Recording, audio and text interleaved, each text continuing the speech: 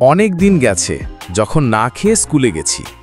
হাতে বই ছিল কিন্তু পেট ছিল খালি। কখনো ছেঁড়া জুতা পরে, কখনো খালি পায়ে হেঁটেছি অনেকটা রাস্তা। অনেকেই হয়তো বিশ্বাস করবে না, কিন্তু এটাই ছিল আমার বাস্তব। আমি জানতাম স্বপ্ন দেখতে কোনো পয়সা লাগে না, তাই প্রতিদিন কষ্টের মাঝেও একটা স্বপ্ন বুকে পুষে রেখেছি। একদিন কিছু হব, শুধু নিজের জন্য না, মা বাবার মুখে হাসি ফোটানোর জন্য। ধীরে ধীরে সময় বদলেছে। অভিনয় জগতে আমার যাত্রা শুরু হয়। শুরুটা সহজ ছিল না, অনেক লড়াই, অনেক না বলা কষ্ট, কিন্তু আমি থেমে যাইনি, কারণ আমি জানতাম আমি পারবো। আর আজ আমি নায়িকা বর্ষা। আমি সেই বর্ষা যাকে সবাই চিনে বড় পর্দার তারকা হিসাবে।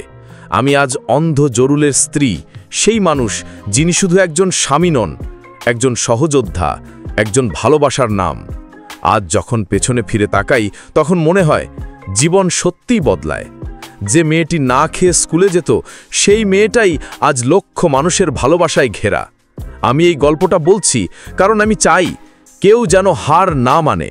ছোট হোক বড় হোক, স্বপ্ন যদি থাকে আর চেষ্টা যদি থাকে, তবে জীবন একদিন বদলাবেই। আমি খুব সাধারণ ঘরের একটা মেয়ে ছিলাম। আমি তো ব্র্যাক স্কুলে পড়তাম প্রাইমারিতে। আমাদের একটা ম্যাডাম ছিল স্কুলে, যে টিচার, একজনই টিচার থাকে ব্র্যাক স্কুলে, গ্রামের যে স্কুলগুলো হয়। মানে এমনও হয়েছে আমি সকালবেলা আনমনে স্কুলে চলে গিয়েছি, মানে আমি যে কিছু খেয়ে যাইনি, মানে আমার ঘরে এরকম ছিল যে খাবারও ছিল না যে আমি এটা খেয়ে যাব। মানে হঠাৎ করে আমার সেন্সলেস হয়ে গিয়েছিলাম।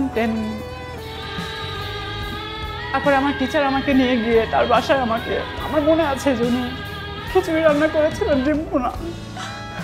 তারপরে খাওয়ার পরে আমি আবার ক্লাসে আসি। এত নর্মাল ফ্যামিলিতে বড় হয়েছি যে ঠিকমতো আসলে খাবারটা ওইভাবে আমরা ওইভাবে পাইনি। বাট 8 থেকে 10 বছর পর্যন্ত কষ্টটা হয়েছে।